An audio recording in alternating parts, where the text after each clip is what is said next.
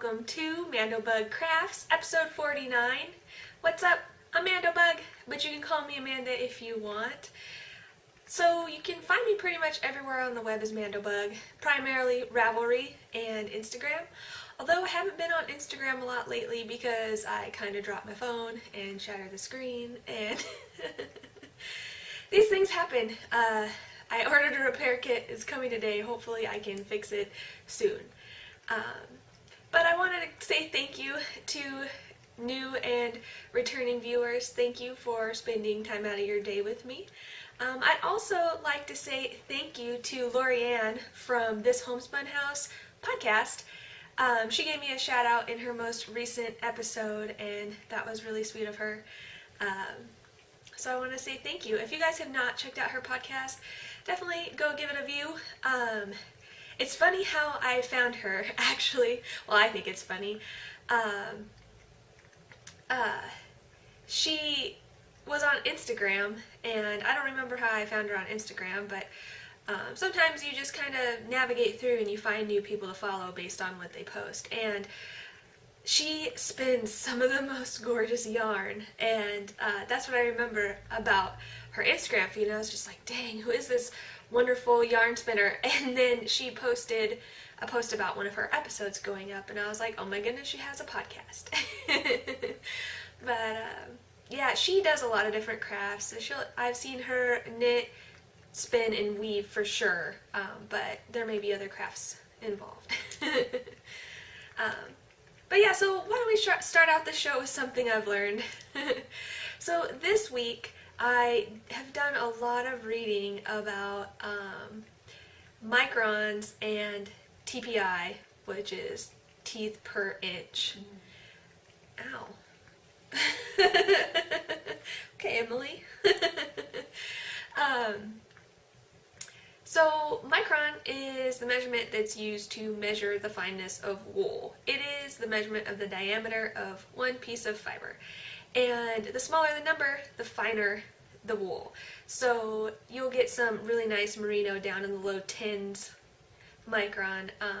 I mean, I don't think it's common to see fiber below 15 microns, but I was reading on the internet that it seems that there has been fiber as low as in the 10s. So that's important when you're looking at buying something to process the fiber, like cards or a drum carder, because you want to make sure that you get the correct teeth per inch to process that fineness of fiber, because obviously the diameter, the softer it is, the skinnier it is, the closer you want your teeth. So the teeth per inch, from what I've read so far, is it looks like they sell as low as 54, and that's kind of what people get to make art bats with, because the teeth are wider apart. You can leave whole locks open when you blend the fibers together. So in all this, Santa may have talked to me about how this is our last Christmas without children, and about how after we have children, maybe we should not spoil ourselves anymore. So I may be getting a drum carder from Santa this year. By maybe, I mean I am. So through all my research, I decided to go with a Fancy Kitty drum carder, and I just got the smallest size, their standard kitten, and I guess I'll talk more about that when it arrives. It has shipped and it will be here in a week or two, and I'll probably wait till I start playing with it to go more in depth about it.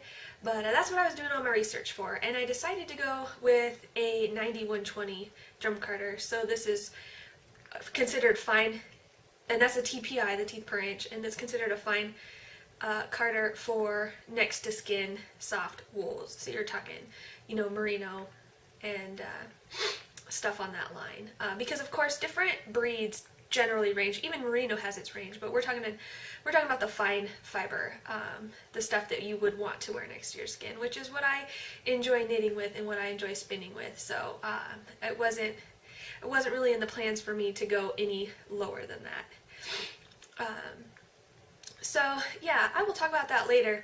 I also am getting a wool picker from Santa, from Fancy Kitty, the bench picker, and I'll show you why. I don't think I've showed you guys, I've talked about my fleeces, but I've got them all washed. And I have one bag of BFL here, and I have another bag of washed BFL here. And I mean, these are not little bags, guys.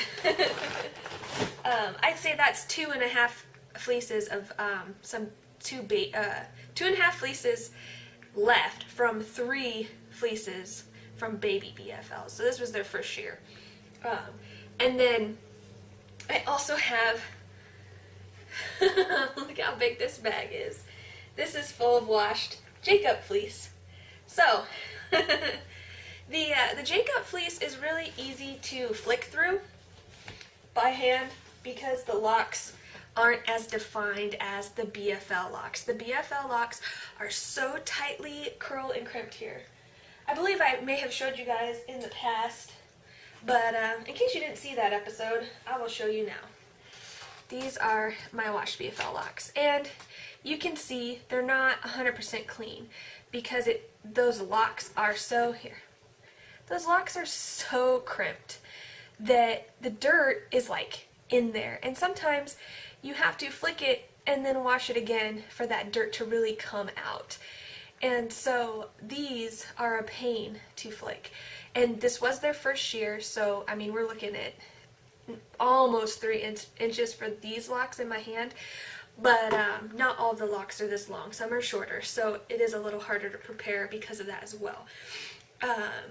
But with the bench picker, I should be able to flick through these locks way faster than I've been doing by hand.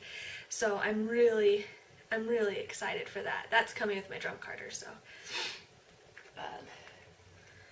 that was kind of a sidetrack.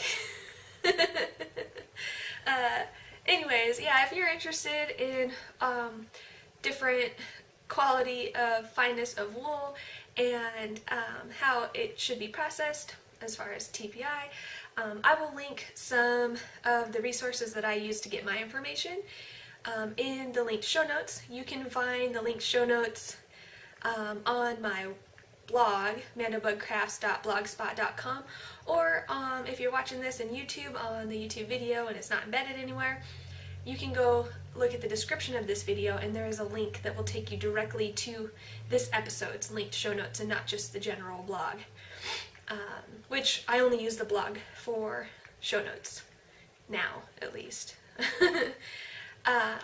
So yeah, moving on to works in progress. I got some knitting done today at the doctor's office. They made me wait forever, you guys.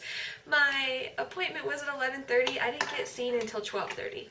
So it's a good thing I had some knitting with me. I mean, there were some people to chat with, but I did get some more knitting done on these socks. These are they're slippers. They're the Sally's Tower slippers by Sarah Stevens, and I'm just knitting right on up through these. This yarn is, I have the tag. It's O-Loops, the Sally colorway, and this is their superwash sport weight. It's 100% merino. You get 328 yards for a 100-gram ball. And yeah, I'm just making my way through the socks. These socks only got love today at the doctor's office for this week. So, yep, that's all I have for works in progress. Moving on to finished objects, I am so proud of myself. With the drum carder on the way, I knew that I was going to be blending fibers and making a stash of fiber for myself to spin. So I decided to clear out my fiber stash. Not that I have a very big one, and I do that on purpose because it could get out of control in this house if I didn't. So currently I only have 3 braids of fiber in my fiber stash. But what's super exciting is I finally spun through the rest of my domestic wool. So my wheel I got from Winderwood Farm, and it came with 2 pounds of domestic wool, which is really awesome because, you know, you're paying the same price as most other retailers, and so you're almost getting this wool for free. And I was, you know, I'd never spun on a wheel before, and even though I had spindle spun, it's still different to get used to different tools. So it was nice to have 2 pounds of play, really. But the domestic wool is not next to skin soft, so it's not my favorite to work with, of course. So I had been putting off finishing these. Well, I had turned them into Rolags, so I got comb top roving, and it was all natural colored, so I dyed a whole bunch of it up with Lindsay, and then made a whole bunch of it into Rolags, and this is the last. These are the last of my Rolags. This is the last of my domestic wool. I'm very, very excited to get this out of stash. So looking at the skeins here, this one is 1.25 ounces, 60 yards. Oh, and I spun them all about worsted weight, or at least that was my goal, and they all turned out about there. Of course, they've got their imperfections, being a combination of the quality dye job that I did, as well as the quality Rolag making job that I did, as well as the quality of spinning I did. So there was a lot of chance for flaws in this because I was very new at dyeing, very new at making Rolags, not so new at spinning, but I was running through these pretty quick because I just wanted to get them done and over with, and because they're not next to skin soft, I know that I'm going to be making some sort of accessory or decoration. I've pondered the idea of a rug, actually. I know that some wool is turned into rug yarn, and maybe I can turn these into a nice rug. So here is another one. This is my fat skein out of all of them. It's 1.65 ounces, 88 yards. Again, it's about a worsted weight, and I like the way that it turned out. This skein has like darker spots and wider spots mixed together, which I like. And then this skein is stand out. It stands out. Maybe if I show you it next to the rest, you can see maybe. Yeah, you can see how it's much more pinker, and these other two on the bottom have like hints of like almost like a purple to them, but this one is pretty pink. And it's not as variegated as the others.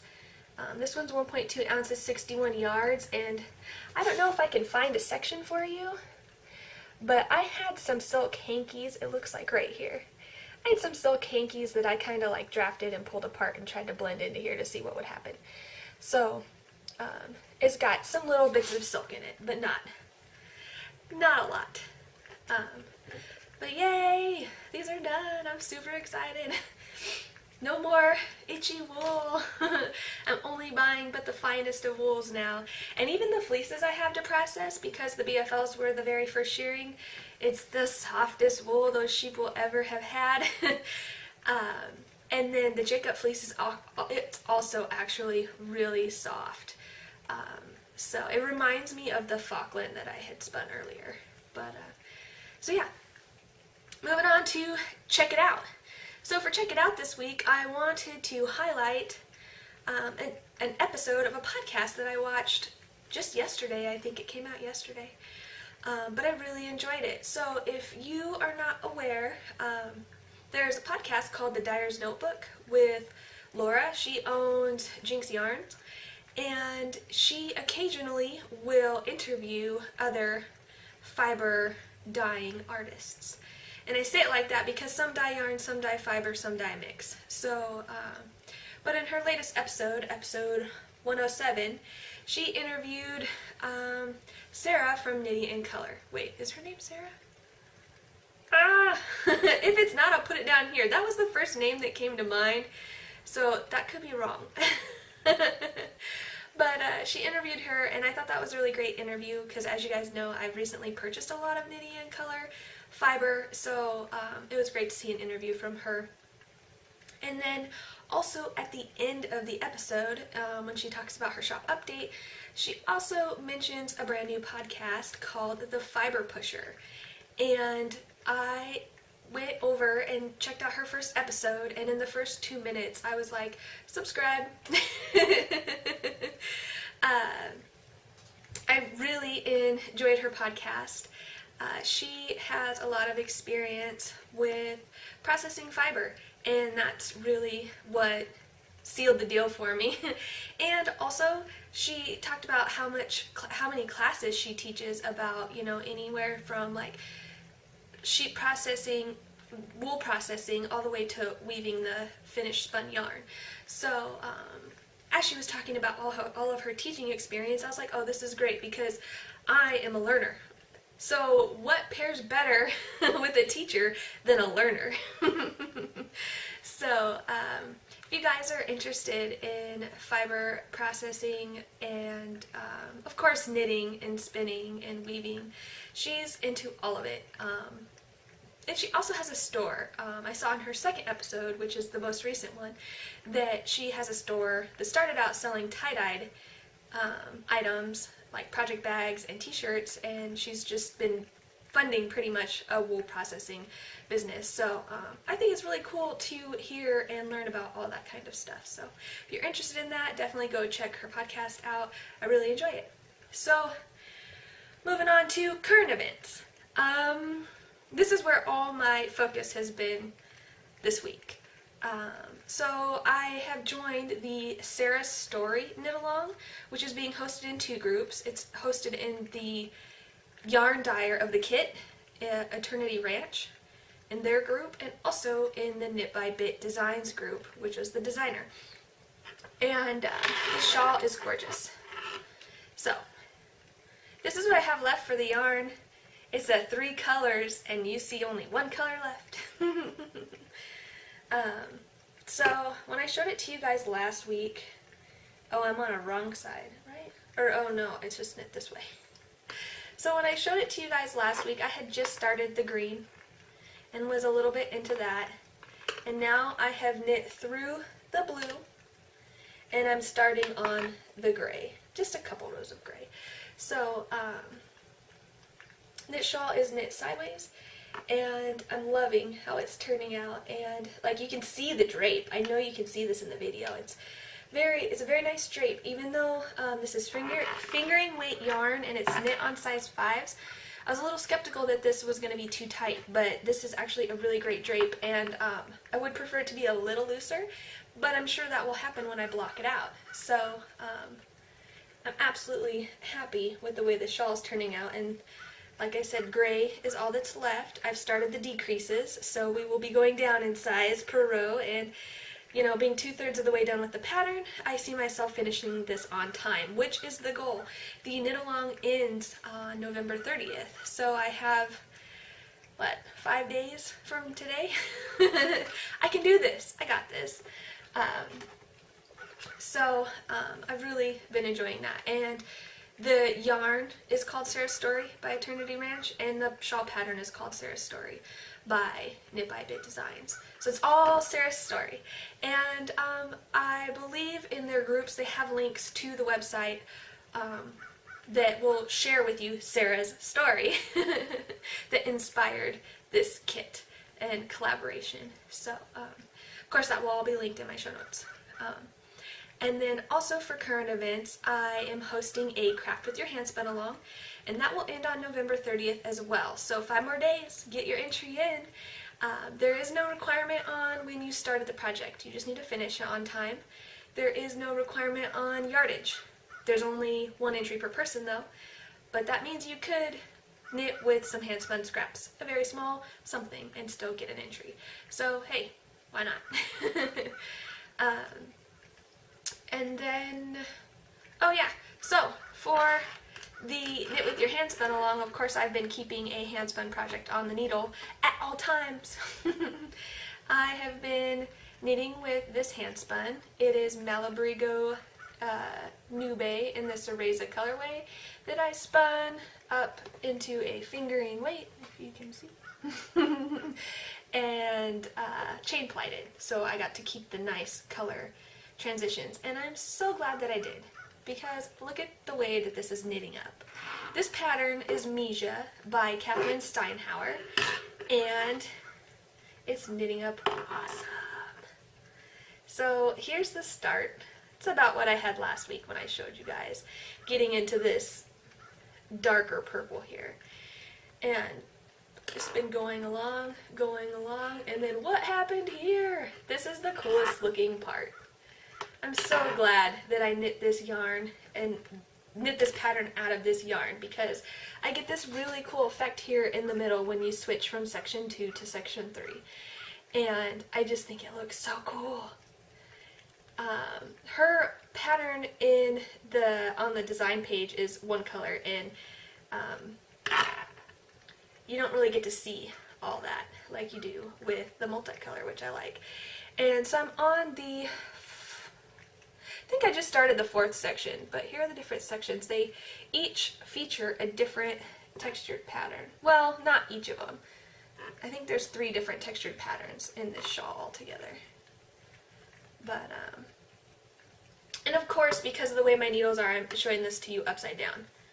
This is what it would actually look like. It is a triangle. And, so this is going to be lovely, you guys. I am absolutely loving this project, and that's why I've gotten so far on it. I'm a little over halfway, I think. And you're probably looking at this going, you're way more than halfway. Nope. I don't want to give it away because this is a paid-for pattern, but there is more to do. I'm just a little over halfway. So, or well, I guess I am more than a little over halfway, but I had 2 skeins, and as you can tell, this one's still very full. So, yeah, it is a little over halfway. But it's right in line with the way that the pattern's written. The pattern will tell you, you should have about 45 to 50% of your yarn left at this point. You should have, 25% of your yarn left at this point. So it's also great for handspun. Although it is hard to get an even amount when working with handspun, because 25% of your yarn may only get you so far, where the other 25% may get you farther, depending on how well you're spinning it is even. I like to think my spinning's even, but it's not the most even. There was definitely a spot on this that I was knitting, and I was like, you know what? This yarn right now is definitely more than even a DK weight. Like, like you have not, now you're not fingering, you're not sport, you are almost fatter than DK. So, but overall it's been working out just fine, and I think it's going to be lovely when it's done. And speaking of the Misa pattern by Catherine Steinhauer, she has offered a pattern to you guys, and I have already drawn for it. I know in the past I cut out the names and did all that, and I did it live on the air, but I was feeling quick and lazy today, so I just entered the entries on the random number generator on random.org. And so for the Misa giveaway, there were 14 entries, not including myself.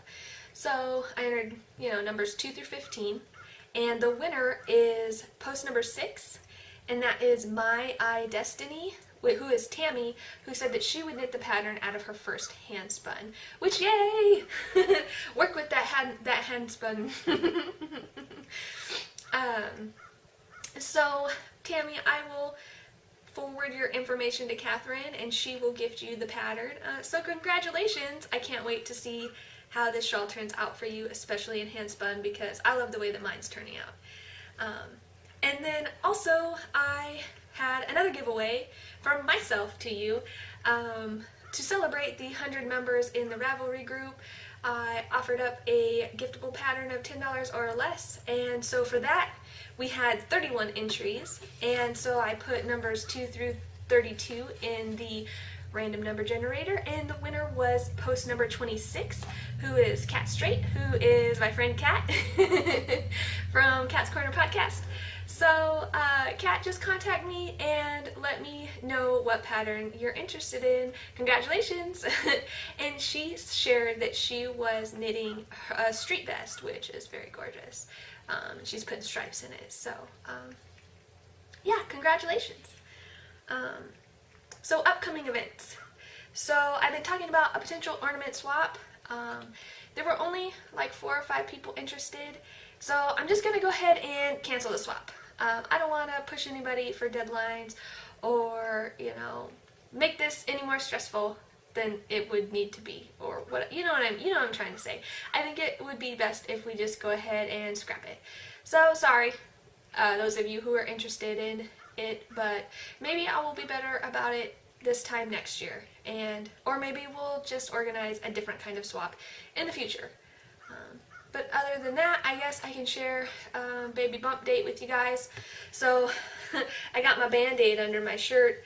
I got my Tdap vaccine today at my doctor's appointment, and everything is going well. He said I'm measuring where I'm supposed to be, and baby's heartbeat's sitting around 142, nice and healthy, got good blood pressure. So everything is good. I'm feeling really tight now. Show you my belly. This is the shirt I wore in my maternity pics. I love this shirt. But, so, you know, probably about the same as last week. I don't think I've grown too much since I last showed you guys, but everything feels very, very tight. It's just, it's super hard. Like, when you blow up a balloon to right before it pops. That's what it feels like. Not that I feel like my skin is gonna pop. It's not that thin, but that's how tight everything feels. And when I was talking to the doctor today, he was telling me how at my next appointment in about 2 weeks, that he's gonna do a quick ultrasound and make sure the baby's turned down. And I'm pretty sure she already has. She kicks me up by my ribs all day. So he's like, yeah, if you're getting a lot of movement up there, it's probably her feet, it's probably her kicking, she's probably turned, but we'll just make sure, just in case, which, you know, I'm not really sure why they check so early, you know what I mean? I guess she could come early and maybe that's what they're worried about, but, I mean, she doesn't really need to be down until I'm in labor, and I'm pretty sure she could turn back around if she wanted to, so, but yeah, I'm 35 weeks, 5 more weeks to go. I'm super excited. I have a feeling she's going to come late, but who knows. The way that the doctors work, my medical care works, is I am going to a different hospital than where my medical care is, and there are different teams of doctors, and different doctors are on call for different weeks. So my doctor was saying he's going to be on call the week of Christmas, and I really, really like my doctor. So I'm hoping she comes the week of Christmas so he can be there to help me deliver her. If not, I will get some random doctor, and hopefully I like them. But yeah, so that's all I got for you guys this week. I hope you have been having a great week, and if you're in the States, I hope you have a lovely Thanksgiving with your family. I know that we will be spending ours with some close friends down here since we don't have any family here. And I also have to work, but, you know, whatever. I will get a little bit of a feast with some friends, so, yeah, I hope you guys have a good holiday, and I will see you next week. Bye!